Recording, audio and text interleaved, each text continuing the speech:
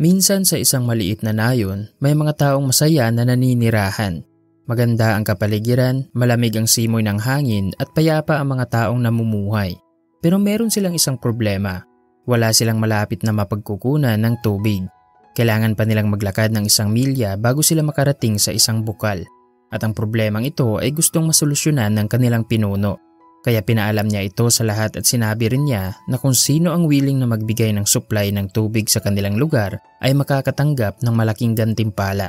At merong 2 tao na tumanggap sa trabahong ito. Una ay si Ed. Ang ginawa niya ay kinuha ang kanyang 2 timba at agad na tumakbo sa bukal na 1 milya ang layo. Siya ang nangungunang supplier ng tubig sa kanilang lugar at ito na ang kanyang bagong trabaho. Araw-araw ay pabalik-balik siyang nag-iigib ng tubig. At ginagawa niya ito simula umaga hanggang hapon. Sinisigurado rin niya na bawat bahay ay merong tubig bago siya magpahinga. Kahit mahirap, masaya pa rin siya dahil kumikita siya ng malaking halaga galing dito. Ang pangalawang tao na tumanggap ng trabaho ay si Bill. Nagtataka ang lahat sa kanya dahil pagkatapos niyang tanggapin ang trabaho ay bigla siyang nawala. Hindi na siya nasilayan ng kanyang mga kanayon ng ilang buwan at masaya rin si Ed sa pangyayari dahil wala siyang kompetisyon. Sa halip na kumuha ng timba at tumakbo agad sa bukal katulad ng ginawa ni Ed, si Bill ay gumawa ng business plan. Naghanap siya ng 4 na investor at nag-hire ng mga tao na magtatrabaho sa kanya. At paglipas ng 6 na buwan, bumalik siya sa kanilang nayon kasama ang kanyang team. Sa loob lang ng 1 taon ay natapos na nilang i-install lahat ng mga stainless pipe na kumukonekta sa bukal. Sa araw ng kanilang opening, inanunsyo ni Bill na magsusupply siya ng tubig sa buong nayon 24/7. Si Ed ay kaya lang mag-deliver ng tubig tuwing weekdays dahil kailangan din niyang magpahinga. Tapos pinaalam din ni Bill na mas malinis ang kanyang tubig kumpara kay Ed at magcha-charge lang siya ng 70% less sa presyo na binibigay ni Ed. Ikinatuwa naman ito ng mga tao at agad na lumipat kay Bill. Hindi masaya si Ed pero wala siyang choice. Kailangan din niyang babaan ang presyo ng kanyang tubig at i-increase ang supply. Bumili siya ng 2 pang timba at pinapatulong din niya ang kanyang 2 anak. Pero hindi nagtagal ay unti-unti ring humina ang demand sa kanyang serbisyo at huminto rin sa pagtulong ang kanyang mga anak dahil meron na rin silang ibang trabaho at ngayon ay mag-isa na lang siyang nagtatrabaho. Si Bill ay biglang napaisip na kung nakaya niyang bigyan ng solusyon ang problema ng kanyang nayon, paano kaya kung mag-expand siya at magbigay ng parehong serbisyo sa iba pang nayon? So gumawa agad siya ng bagong business plan at prinomote niya ang kanyang serbisyo sa maraming lugar na makapag-supply ng malinis, mura at di kalidad na tubig. At dahil dito ay kumita ng malaking halaga si Bill at ang kanyang mga business partner. Kahit hindi na siya masyadong nagtatrabaho, patuloy pa rin ang pagdaloy ng kanyang income. Yumaman siya at nagkaroon ng financial freedom. Habang si Ed ay patuloy na nagtatrabaho hanggang sa kanyang pagtanda at hindi nakaalis sa kahirapan. Ang istorya ni Ed at Bill ay sumasalamin sa ating lahat. Karamihan sa atin ay gustong yumaman at magkaroon ng maginhawang buhay. Pero ang ginagawa nila araw-araw at ang mga desisyon nila sa buhay ay hindi nalalayo sa kung ano ang ginagawa ni Ed. Nagtatrabaho sila at ramdam nila na kahit matagal na sila sa ganitong sitwasyon ay hindi pa rin sila umuusad. Kaya ang ginawa nila ay nagtatrabaho ng mas mahabang oras at umaasa na baka sa ganitong paraan ay kikita na sila ng malaki at masusolusyonan ang iba nilang problema. Pero ang hindi nila alam, ang ganitong strategy ay hindi long-term solution sa kahirapan. Kung gusto mong yumaman, kailangan mong tularan ang ginawa ni Bill. Maglaan ka ng sapat na oras para mag-isip, gumawa ng plano at mag-develop ng skill na valuable sa karamihan. Sa ganitong paraan, masusolusyonan mo ang iyong problema sa pera. Pero malamang ay iniisip mo rin na madali lang itong sabihin kapag meron kang pera. Paano naman kung wala kang pera at gusto mong yumaman? Posible kaya na yayaman ang isang tao at uunlad ang buhay kahit wala siyang pera? Kung posible, saan kaya magandang magsimula?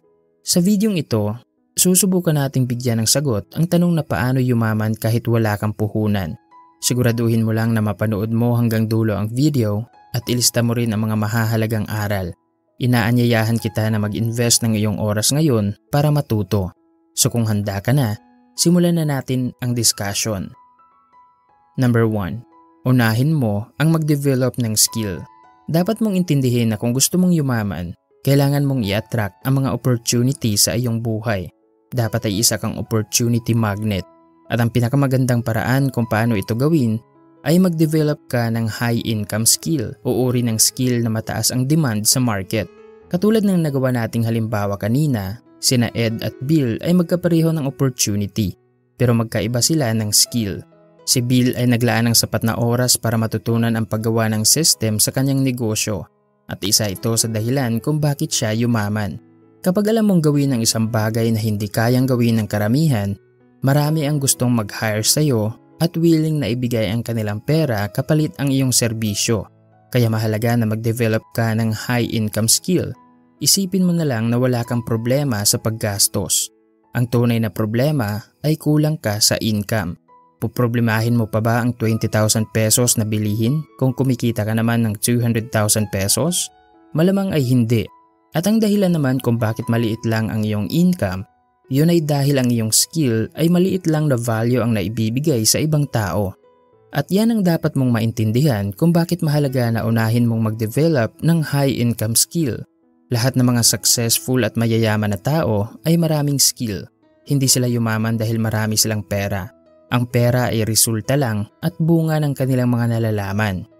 Useless ang pagkakaroon ng maraming pera kapag hindi mo alam kung paano ito gamitin. Majority ng mga taong nanalo ng malaking halaga sa loto ay walang ibang iniisip kundi ang gumastos. Kaya paglipas ng ilang taon ay bumalik sila kung ano ang dati nilang sitwasyon. Ang pera ay isang tool.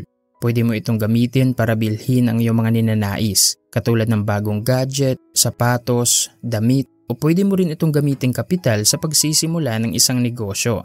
Ang pera ay walang emosyon at wala rin itong pag-iisip. Hindi ito magsasabi kung ano ang tama at mali. Palagi lang itong sumusunod sa taong gumagamit. Sa mata ng isang mahirap na tao, ang pera ay para gastusin. Sa mata naman ng isang mayaman na tao, ang pera ay isang kapital na magagamit sa pagbuo ng isang asset. Kaya ito ang dahilan kung bakit nasabi kong useless ang pagkakaroon ng maraming pera kapag wala kang skill. Dahil ang mangyayari ay mananatili lang ito sa bangko o alkansya, hindi kumikita ng interest at patuloy na nababawasan ang value dahil sa inflation. Skill ang number one solution kung gusto mong yumaman ng walang puhunan. Kapag marami kang alam, maraming opportunities din ang iyong maa-attract. Sa pag-develop ng skill, ang puhunan mo lang dito ay oras at pasensya.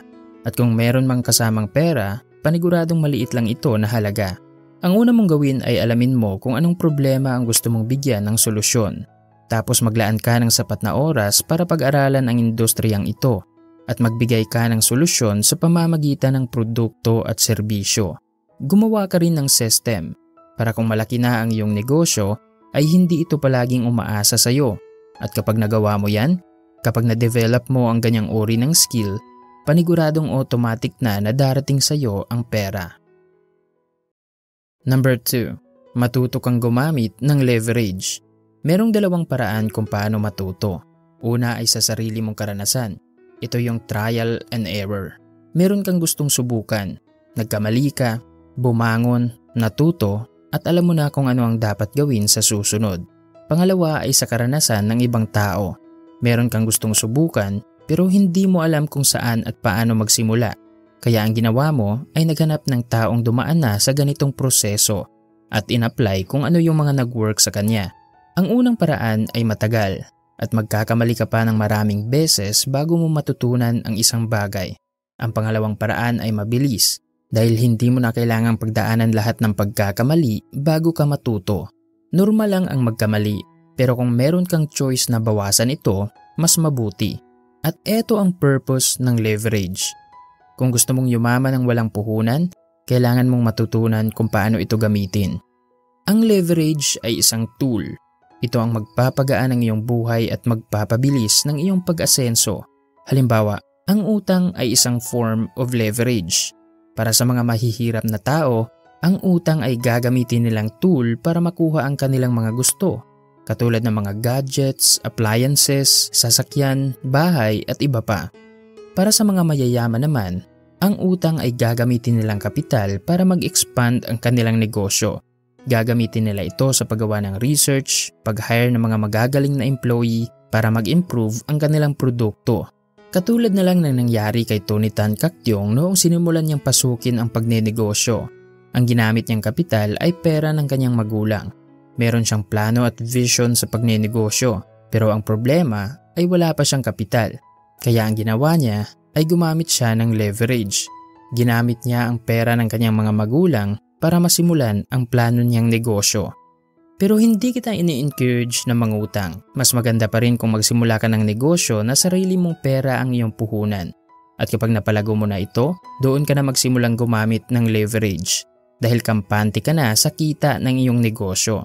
Ang leverage ay mahalagang konsepto na kailangan mong pag-aralan. Kung gusto mong yumaman, kailangan mong matutunan kung paano gumamit ng leverage. Dahil isa sa katotohanan ng karamihan sa atin ay ito. May mga taong sobrang sipag pero walang pera. At may mga tao namang hindi mo nakikitang madalas na nagtatrabaho pero sobrang yaman. Ang sekreto ay leverage. Tingnan na lang natin ang mga mayayaman. Ang leverage nila ay ang kanilang mga mentor para sa pagkuha ng karunungan. Ang kanilang mga investor o business partners para sa kapital na kailangan nila sa kanilang negosyo. At ang kanilang mga empleyado para merong magtatrabaho sa kanilang mga plano. Sa mundo natin ngayon, kapag marami kang leverage at alam mo rin kung paano at kailan ito gamitin, mabilis lang din ang iyong pag-asenso. Number 3. Piliin mo ang iyong network. Ang pagkakaroon ng solid network sa panahon natin ngayon ay key ingredient sa pagkamit ng ating tagumpay. Mapatrabaho man yan, karir o negosyo, ang mga tao sa iyong paligid ay merong malaking impact sa resulta na ating nakukuha. Kaya kung gusto mong yumaman, dapat meron ka ring network ng mga taong merong goal na katulad sa iyo at mga taong mas successful sa iyo. Ang dahilan kung bakit ito mahalaga, yun ay dahil ang proseso sa pagkamit ng iyong goal ay hindi madali. Madalas kang makakaranas ng pagsubok at sa tuwing mangyayari ito sa iyo, may mga taong mag-i-encourage sa iyo na magpatuloy at magtuturo kung paano itama sa susunod ang iyong mga pagkakamali. Ang konseptong ito ay common na hindi naiintindihan ng karamihan. Akala nila ay walang kinalaman ang mga tao sa kanilang paligid kaya hinahayaan lang nila na maimpluwensyahan sila nito. Pero kung gusto mong yumaman, kailangan mong maging selective sa mga impormasyon na ipapasok mo sa iyong utak at kailangan mo ring mag-ingat sa mga taong nagbibigay sa iyo ng libreng payo. Iwasan mo ang mga taong insecure, yung mga taong hindi masaya sa achievement ng iba dahil alam naman natin na ang ganyang pag-uugali ay toxic at hindi kanyan matutulungan na umasenso. Pero paano kung ang taong merong toxic na pag-uugali ay sarili mong pamilya? Halimbawa, meron ka na sanang goal na mag-ipon at ayusin ang inyong financial situation pero marami ka pa ring naririnig na negatibong opinyon galing sa iyong mga kapatid, magulang o di kaya ay asawa. Kapag nangyari ito sa iyo, isang bagay lang ang dapat mong tandaan at yun ay hindi mo trabaho na baguhin ang kanilang pag-uugali. Trabaho mo na baguhin ang iyong sarili. Matuto ka sa maraming bagay. Mag-develop ka ng high-income skills, maging malusog, sumaya, at magkaroon ng peace of mind. Kailangan mong i-detach ang iyong buhay sa mga bagay na wala kang control at doon ka lang mag-focus sa mga bagay na meron kang control. Piliin mo ang mga taong gusto mong pakisamahan at tandaan ang kasabihan na your network is your net worth. At yan ang 3 sagot sa katanungan na paano yumaman ng walang puhunan. Sa 3 sagot na tinalakay natin ngayon, alin sa mga ito ang marami kang natutunan? Magbigay ka ng iyong comment sa ibaba. Sana ay marami kang natutunan sa video natin ngayong araw. Huwag kalimutang mag-subscribe para lagi kang updated sa mga bago naming videos. I-like kung nagustuhan mo ang video, mag-comment ng iyong mga natutunan, at i-share mo na rin ang videong ito sa iyong mga kaibigan. Maraming salamat sa panunood at sana ay magtagumpay ka.